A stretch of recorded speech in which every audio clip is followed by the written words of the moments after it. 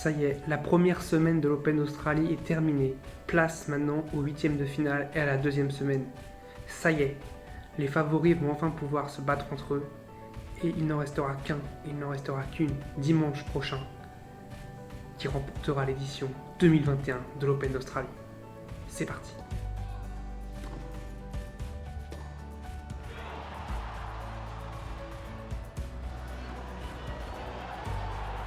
Salut à tous, j'espère que vous allez bien, que vous avez vu de très beaux matchs. Moi ça va très bien, j'ai vu justement de très beaux matchs. Et on va commencer à parler de celui entre Dominic Thiem et Nick Kyrgios. Un match épique qui s'est joué sur la John Cain Arena, le stade, on va dire, préféré de Nick Kyrgios, là où tout le public peut y aller. Il suffit juste d'un ticket en fait pour aller dans ce cours. C'est un match incroyable, un Nick Kyrgios transcendé par le public, comme face à Hugo Humbert en fait. Nick Kyrgios qui a été énorme dans les deux premiers sets. Il break d'entrée, Thiem il le cueille à froid dans le premier set. Derrière il est très solide sur son service. Dans le deuxième il le cueille à 4 partout. Incroyable franchement. Bravo à Nick Kyrgios, le public qui était absolument fou, lui qui était absolument dingue aussi. Je me suis dit à ce moment-là, c'est bon, Thiem il va jamais s'en sortir. C'est trop dur, le public est trop fort. Kyrgios est transcendé justement par le public. Je me suis dit, c'est mon Thiem, ça va être la trappe. J'y croyais encore un petit peu, mais franchement, j'allais être très déçu. Voilà. Et puis, 15-40 dans le début du troisième set. 2 balles de break pour Kyrgios. C'est presque 2 balles de match, vu comment il était très solide au service, Kyrgios à ce moment-là. Et puis Thiem qui s'en sort, qui remporte ce jeu, qui le break après, on va dire un peu, pas dans la foulée, mais un petit peu après.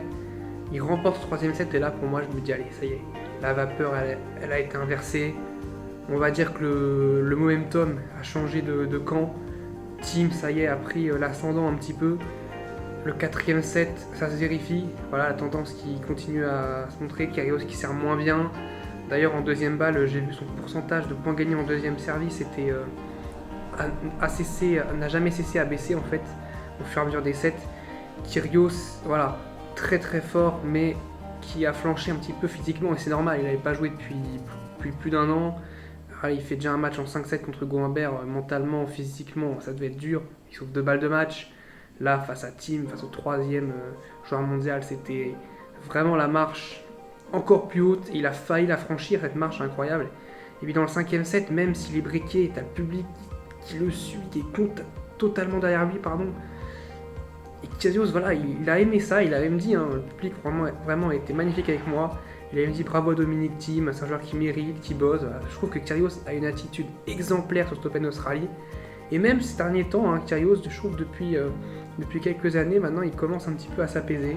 Déjà l'année dernière avec les feux en Australie, et même la pandémie, il a été, je trouve, exemplaire. Il a vraiment montré l'exemple, il a donné de la nourriture aux pauvres. Avec les feux d'incendie en Australie, il donnait de l'argent à chaque fois qu'il faisait des aces. Il a vraiment fait un parcours l'année dernière en Australie incroyable où il perd face à Rafael Nadal. Là encore une fois, mais je pense que le peuple australien doit vraiment être fier de lui. En tout cas, le peuple qui aime le tennis doit vraiment être fier de lui. Et moi, en tout cas, je suis fier de ce qu'a proposé Kyrgios. Voilà, je ne suis que français, je ne suis pas australien, mais ce qu'a proposé Kyrgios, je trouve, tennistiquement et humainement sur ce tournoi et puis sur cette dernière année, on va dire, je lui dis bravo quand même parce que voilà, ça peut être un très mauvais gars sur le terrain, en tout cas, ça lui est arrivé souvent, mais je trouve qu'en dehors, on ne peut vraiment pas critiquer Nick Kyrgios en dehors. C'est humainement une très bonne personne, voilà. C'est tout ce que j'avais à dire sur lui. Thiem qui a eu chaud, mais qui sera là en huitième de finale, qui aura un match très compliqué face à Dimitrov, qui a quasiment pas joué le match d'avant. Carreño Busta qui a abandonné après le premier set, 6-0, 1-0 pour Dimitrov. Franchement, Dimitrov très fort sur ce tournoi. On va voir face à Thiem ce qui va se passer. Moi, j'espère que Thiem va passer, mais j'ai un peu peur. Après, peut-être que ce match face à Kyrgios, ça a été un match déclic.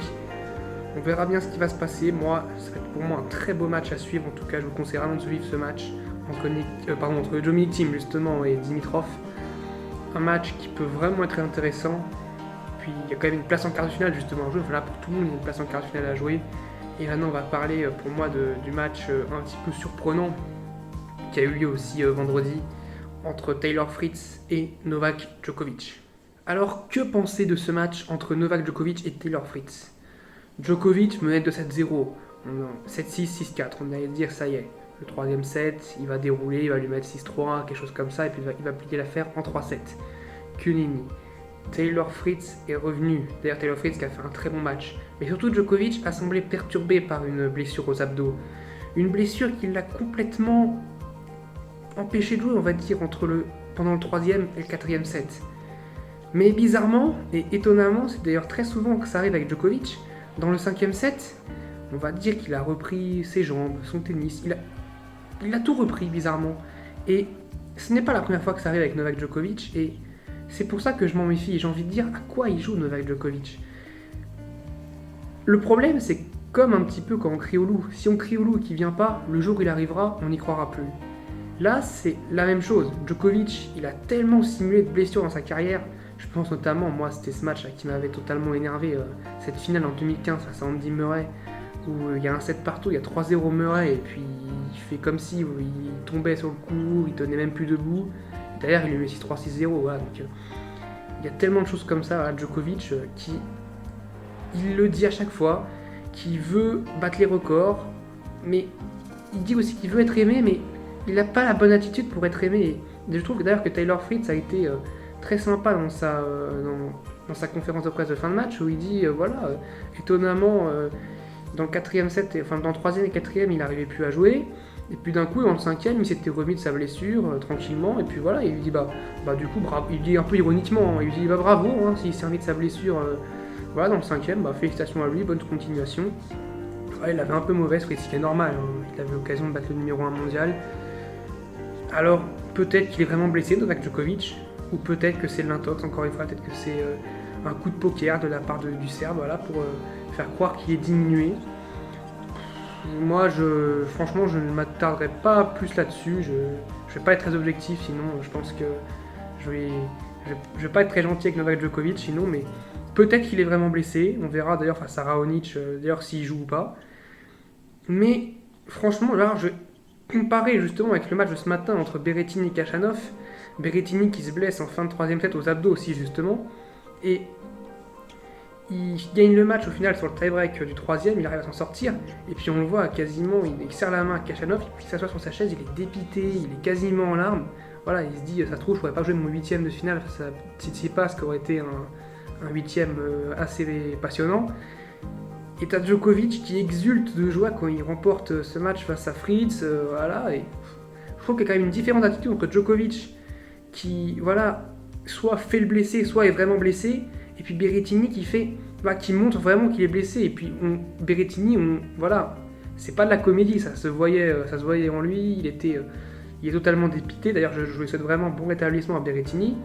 Je souhaite aussi à Djokovic si jamais il est vraiment blessé. Mais Djokovic, je me méfie, voilà.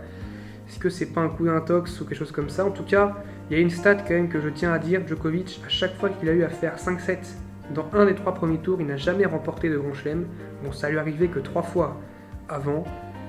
Voilà, donc attention, peut-être que la stat va rattraper Novak Djokovic, peut-être que la blessure va rattraper Novak Djokovic. On en saura plus, je pense, après son match contre Raonic, si le match a lieu. On débriefera d'ailleurs les huitièmes de finale lundi, bien sûr. On verra bien. Voilà, je vais plus m'attarder sur ce sujet, je vais parler des matchs qu'il y a eu hier, et un étonnant Medvedev-Krajinovic notamment. Alors tout d'abord, il faut savoir qu'à 23h30 entre le match, 23h30 heure australienne, entre Fritz et Djokovic, le public est parti, car il y a un confinement de 5 jours pour Melbourne, et donc pendant 5 jours jusqu'à mercredi, les matchs se dérouleront à huis clos. Donc ça faisait bizarre de voir des matchs à huis clos ce matin. Franchement, on n'avait plus l'habitude. En fait, quand on n'avait pas eu les 5 mois de tennis et qu'après ça partait à huis clos, ça allait parce qu'on avait perdu un peu cette habitude. Mais là, du jour au lendemain, on passe de 30 000 spectateurs par jour à 0. Donc, déjà pour les spectateurs, ça fait bizarre. Mais pour les joueurs, je pense que ça va faire encore plus bizarre. D'ailleurs, ce qu'a dit Kristina Mladenovic, qui a malheureusement perdu face à Pegula, d'ailleurs 6-1, 6-2. Voilà, plus de français, du coup Manarino qui est out aussi face à Zverev. Et Fiona Ferro face à Iga Swiatek. Voilà, pas de français en deuxième semaine en simple. En double, on a encore du Herbert Mahut, je crois. Vraiment en double, on est vraiment bien. On a vraiment une bonne nation de double. En simple, c'est beaucoup plus compliqué. Et donc, on a eu la crise de nerfs Daniil Medvedev qui mène pourtant 2-7-0 face à Krajinovic et qui à la fin il perd le troisième. Il s'énerve contre son coach français Gilles Servara. En plus il s'énerve en français donc on comprend très bien ce qu'il dit. Il lui dit laisse-moi jouer, des trucs comme ça. Voilà, d'ailleurs Gilles Servara qui au milieu du 4ème set va quitter le cours. Il va arrêter, il va plus regarder ce match, il va faire bon allez c'est bon, je me casse, tu m'as énervé Daniil. Alors est-ce que ça a été un sursaut de regret pour Medvedev qui a mis 6-0 dans le 5ème set? Peut-être, il avait même dit d'ailleurs que c'est une bonne chose pour lui que son coach soit parti, ça l'avait apaisé, voilà. Un Medvedev on sait qu'il y a souvent des crises comme ça, mais voilà, il essaye de travailler dessus. Moi j'adore Medvedev donc voilà, je vais pas être objectif non plus sur lui, mais voilà, il travaille dessus et je trouve que d'ailleurs c'est bien, c'est son premier match en 5-7 qu'il remporte, il avait perdu les Rafael Nadal, Fabio Fognini qui a été impressionnant, mais vraiment je le dis, face à Alex de Minaur, Fabio Fognini qui a gagné en 3-7 après son match marathon contre Caruso. Oh là là, Fognini, attention, il a déjà battu Rafael Nadal en Grand Chelem, il a déjà battu Rafael Nadal même sur terre battue. J'ai envie de dire attention Rafael Nadal, premier vrai test pour Nadal face à Fabio Fognini. Chez les filles, on va avoir un vrai match entre la revanche de Roland Garros entre Swiatek et Alep. Swiatek qui avait mis 6-1, 6-2 à Alep en 8ème de finale, donc à Roland Garros 2020, qui a remporté Roland Garros, je le répète. Voilà, on va avoir vraiment des matchs assez passionnants. Je vais vous dire la fiche que je vais suivre sur ces matchs. Alors du coup, on arrive dans la dernière ligne droite, on va dire la dernière semaine, les 8ème de finale. Alors moi, il y a un 8ème de finale que j'ai envie de suivre, qui je pense ne va pas être le plus suivi, mais c'est Rublev-Casper Ruud. Déjà premièrement parce que j'adore Casper Ruud, je trouve vraiment que déjà c'est un très bon joueur sur terre battue. Là il progresse de plus en plus sur dur. D'ailleurs c'est le premier Norvégien depuis son père à aller en 8ème finale Open Australie. Voilà, c'est les deux seuls Norvégiens à l'avoir fait. La famille Ruud, voilà, qui fait rêver le tennis norvégien. Qui jouera Rublev très solide, 3-7 sur ses 3 premiers matchs. Voilà, face à Feliciano Lopez d'ailleurs, qui était à son 75e Grand Chelem consécutif participé. C'est le record, voilà, devant, je crois que c'est Verdasco maintenant et Roger Federer.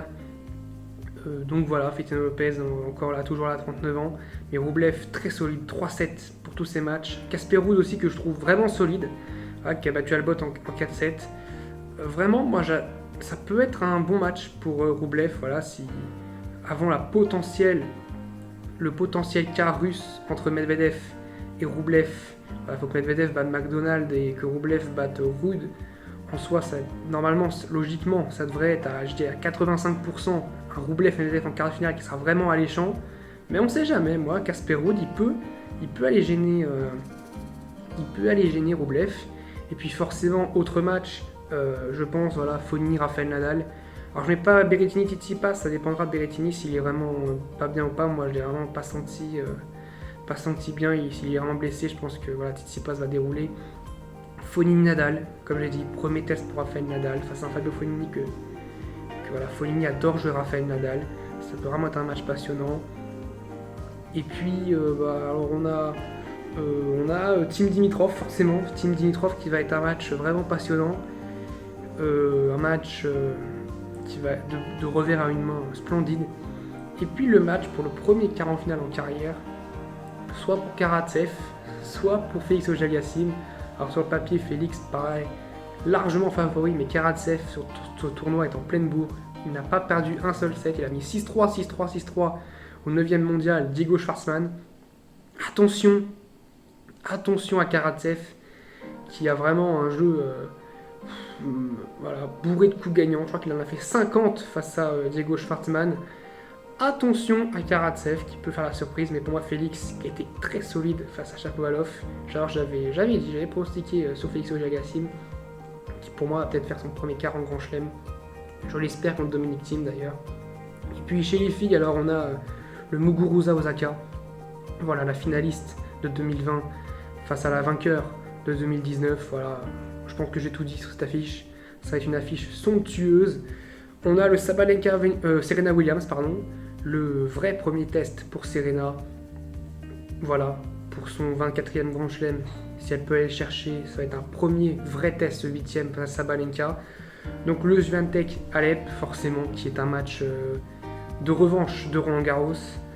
Et puis on a le Pegula Svitolina, pour moi, Pegula qui joue très très bien, Svitolina qui joue très très bien aussi, Svitolina pour moi qui rentre de plus en plus dans la catégorie des favorites. D'ailleurs elles sont plus que 16 joueuses, donc forcément il y en a plus que 16 pour aller au bout. Franchement, attention à Svitolina sur ce tournoi, ce sera un vrai propriétaire à sa Pegula. En tout cas on débriefera ces matchs lundi qui arrive, après les 8e.